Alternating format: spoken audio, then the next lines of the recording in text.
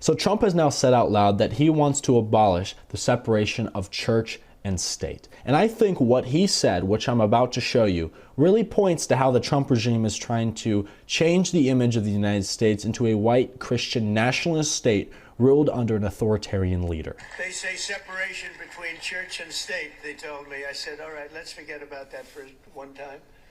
We said, really, the separation? I don't know. Is that a good thing or a bad thing? I'm not sure.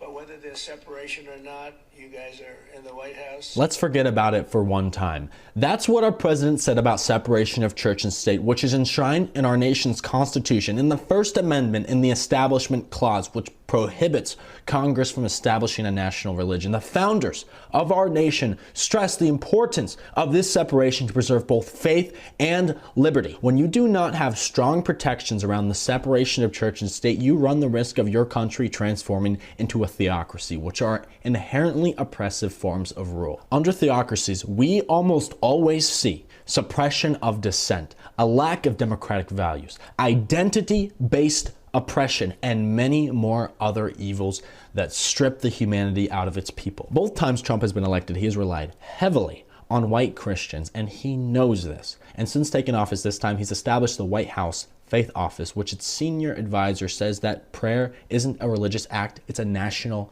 necessity. This is forming a very frightening picture. The Trump regime is purging our country of black and brown people, at the same time encouraging white immigration and encouraging white people to have more babies. And it is true, the United States favors, as it always has been, white Christians to hold power. But what we are witnessing now is a reshaping of the foundations of this country that will lead to the eradication and erosion of rights of any other group.